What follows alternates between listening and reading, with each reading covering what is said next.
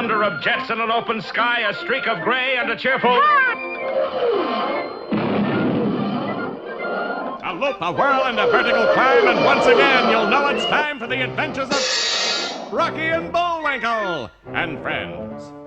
Starring that supersonic speedster, Rocket J. Squirrel, with his pal Bullwinkle the Moose, and a host of others.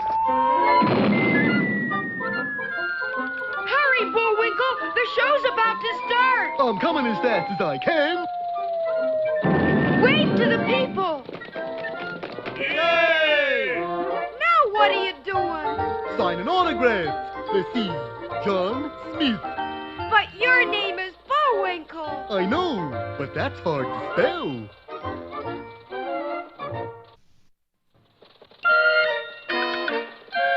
We're gonna have a lot of fun. Come on and join us. Sure, there's always room for one more.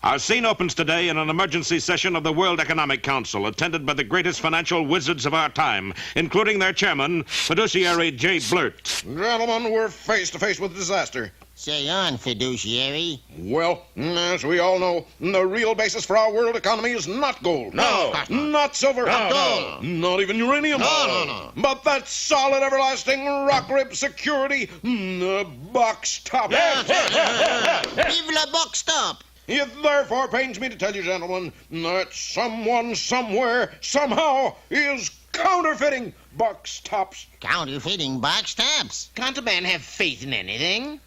And unless we catch the culprit soon, the economy of the whole world as we know it is doomed. It will demolish the dollar. Ruin the ruble. The franc will fall. Even the drachma will droop. This fiend in human form must be found. But how? We must be on the lookout for anyone who has an unusually large number of box tops. And when we spot him, Liquidate him immediately. At this moment, our agents are everywhere. suppose it's just somebody who likes to hoard box tops. Nonsense, old boy. Who'd be stupid enough to hoard box tops? A good question, that, but the answer was ridiculously simple, for at that moment in the little town of Frostbite Falls, Minnesota, 63,821, 63,822. How you doing, Bullwinkle? Oh, hi, Rocky. Just counting my box tops before I take them to the bank. Boy, you sure have saved a mess of them. Oh, I didn't save them all. I inherited some from my Uncle Dewlap. He left you box tops? Yeah, and 14 miles of string, too.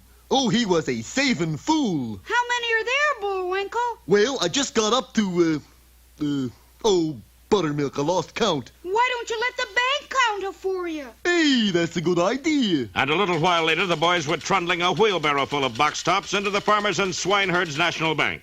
The clerk took one look at them and ran to the president's office. Mr.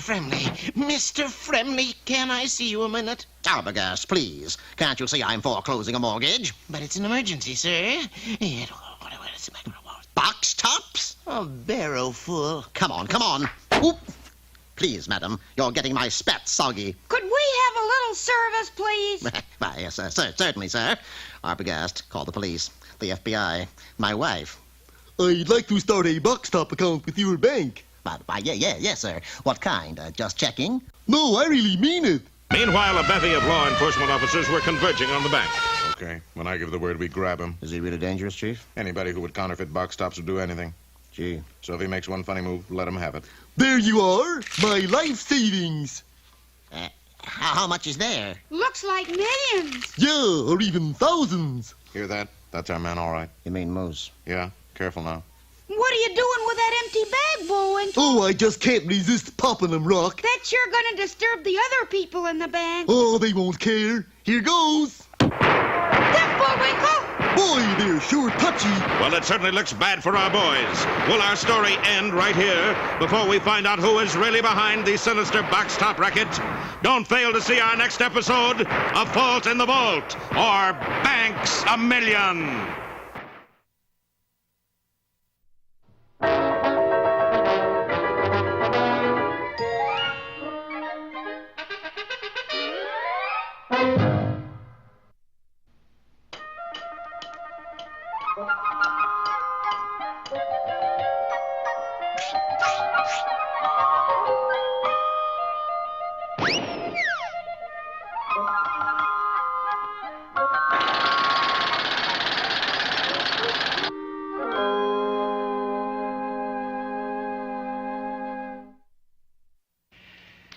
That's it, Junior. Set the chair down right on the starting line. But, Pop, are you sure this'll make a track star out of me? Positive. All right. On your mark, set, get. Get? Right.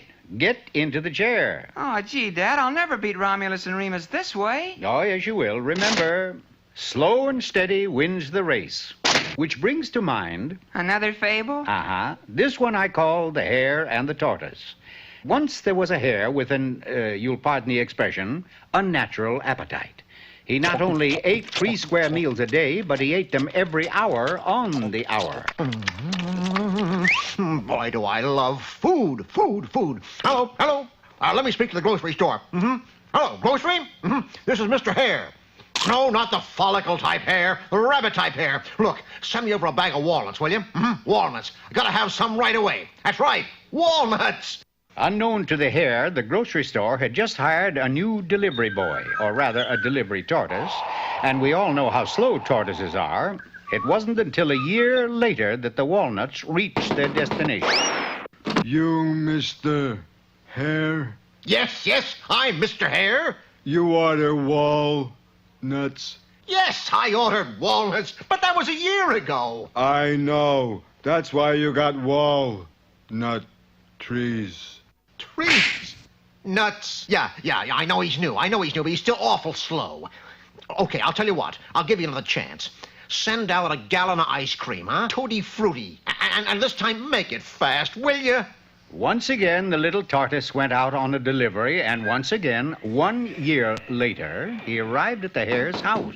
Late again, huh? Lights were against me. Look, Turtle, I ordered a gallon of ice cream. Tutti frutti. Yeah, tutti frutti.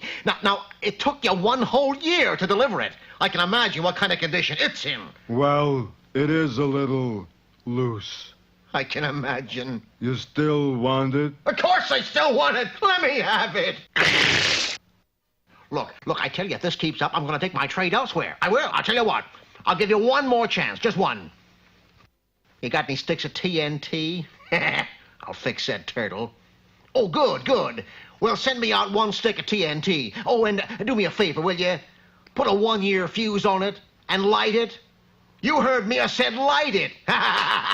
Well, sir, it was the same old routine. The tortoise left the grocery, and 1 year later...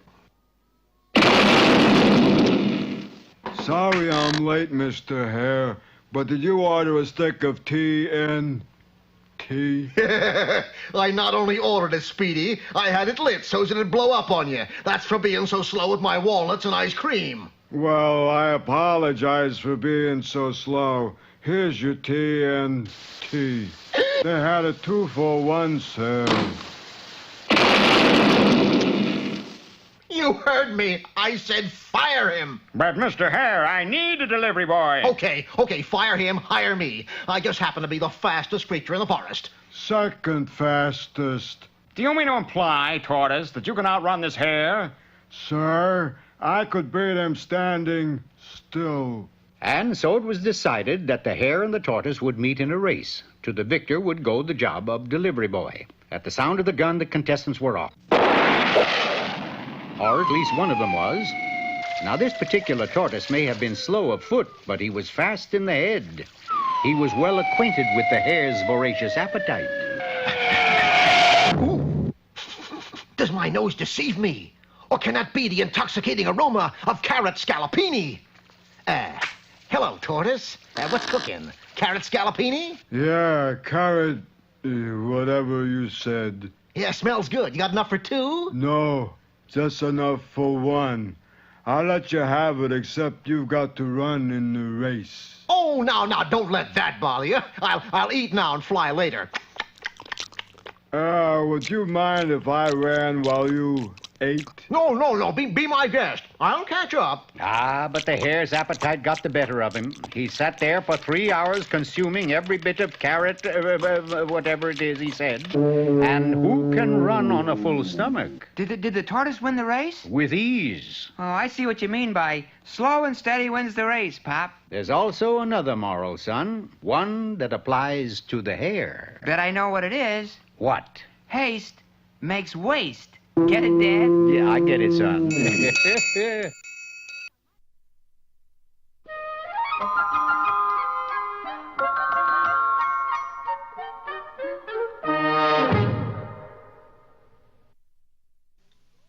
Ready, Rock? You sure you know how to work that thing? No. Anyways, here's what it was supposed to look like.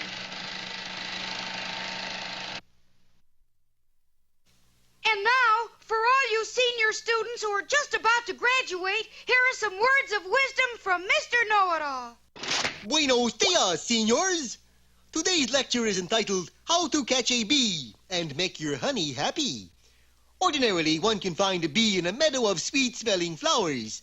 However, if one lives in Death Valley, the task becomes a little tougher, but not surmountable. Here we have a Geiger counter which tells us two things. Whether we are approaching a bee or walking over a landmine. If the bee lover can't find the bee, make the bee come to the bee lover. This can be attained by luring him with a honeycomb. We simply take a comb, gook it up with a jar of honey, and place it on the ground. You can be sure a bee will make a beeline for it. Ah, here comes one now.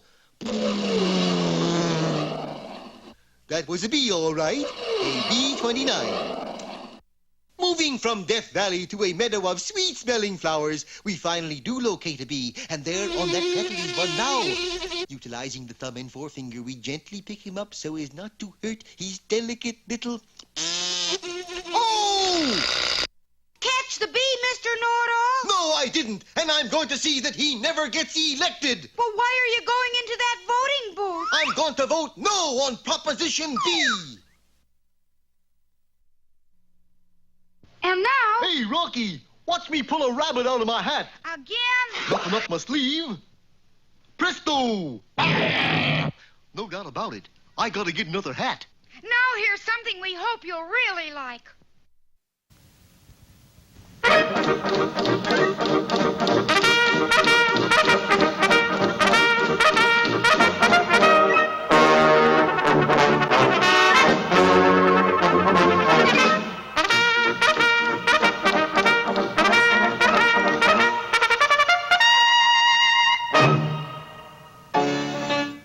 Sunset, the time of day when most Canadians bring home the bacon.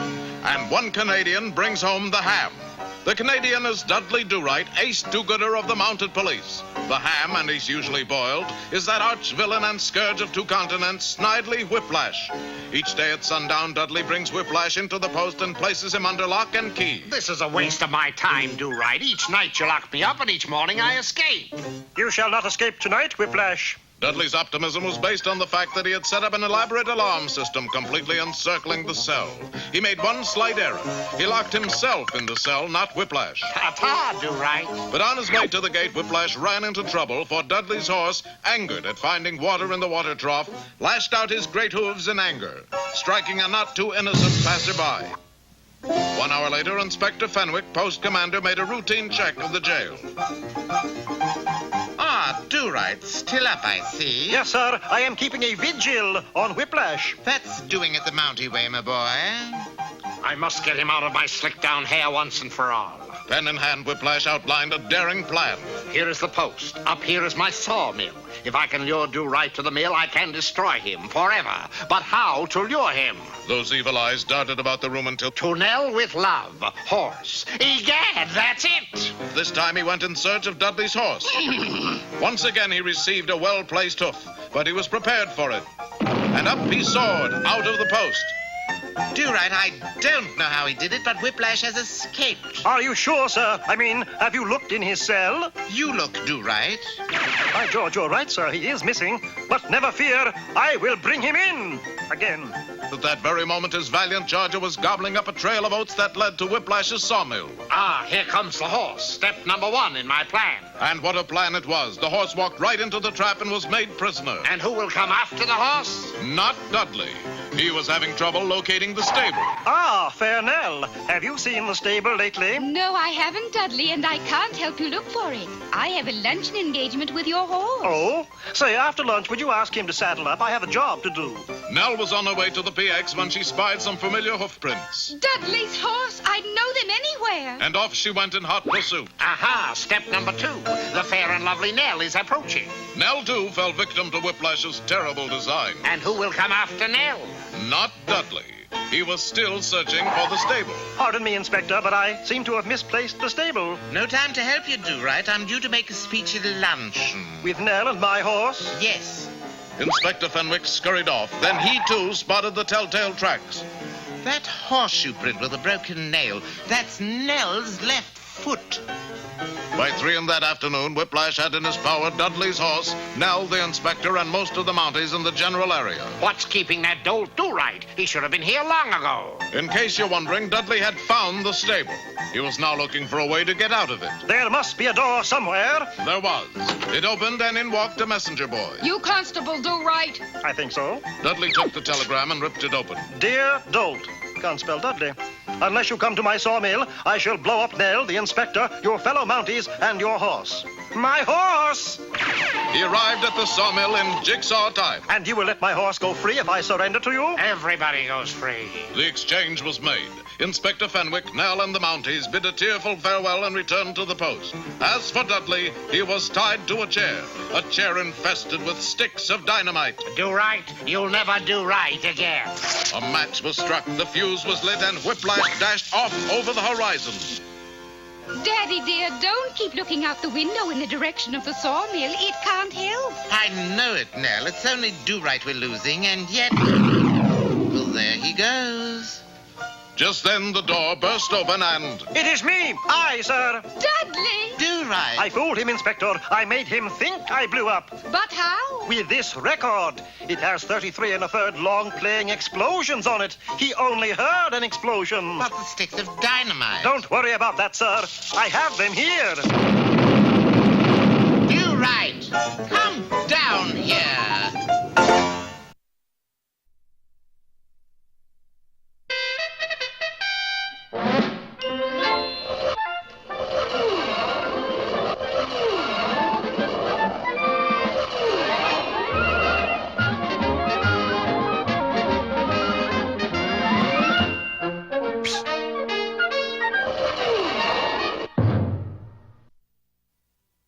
Last time you recall, the members of the World Economic Council were horrified to discover that somebody was counterfeiting box tops, the real basis of the world's monetary system.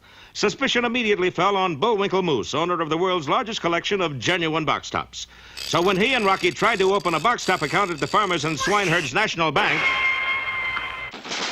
Get down, Bullwinkle! It's okay, Rocky. I'm a depositor. Boy, my credit rate must have gone down. This is the police. We know you're in there. You can't fool them fellas, can you? Come out with your hands up. Okay. And when Bullwinkle emerged, he was quickly shoved into a patrol wagon and whisked away. I'll send you my address as soon as I get settled, Rod.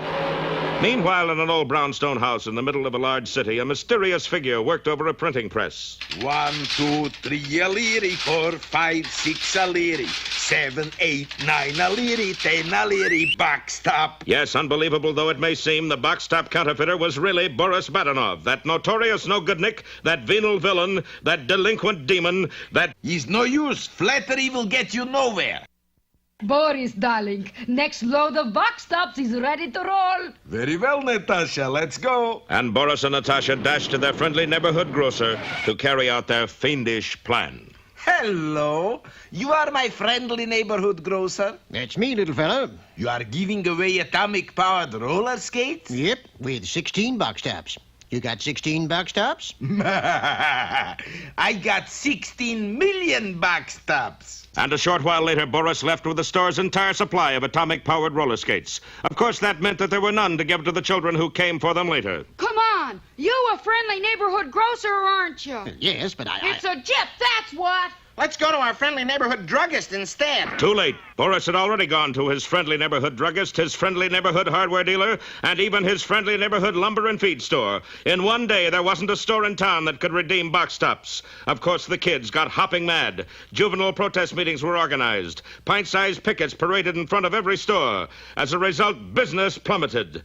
And at the World Economic Council, panic reigned. Look at that stock report. Friendly Neighborhood Grocer Inc. down 15 points. Friendly Neighborhood Druggist Preferred down 22. It's the beginning of the end, gentlemen. Hold on. Here's a report from one of our agents. Hello? What does he say? Yes, good. They've got the counterfeiter. Yay! Who is it, fiduciary? Some person named Bullwinkle, I think. Man or a woman? He claims to be a moose. Sure enough, at that moment, Bullwinkle was at police headquarters undergoing some very tough questioning. Okay, where'd you get all those box tops? Well, I eat a lot of cereal at breakfast. 85,000 boxes full? Well, I like a snack before going to bed, too. How come you never turned them in? Couldn't make up my mind what I wanted. What do you think, Chief? He's either a criminal mastermind or a stupid bird brain. Do I get a choice? The only choice you'll get, Moose, is between 10 and 20 years. You can't do that to my pal. Watch carefully. Gee, Bullwinkle, maybe they can. Can they? Don't miss our next episode, Calaboose Moose, or The Crime of Your Life.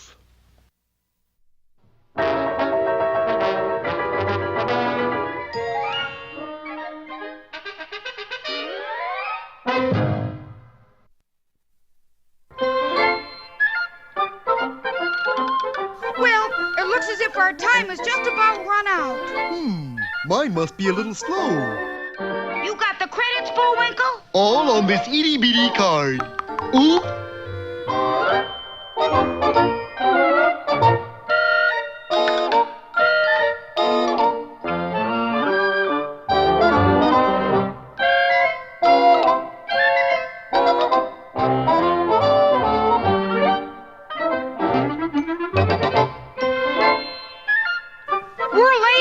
Bullwinkle. Right. Bye now. See you next time.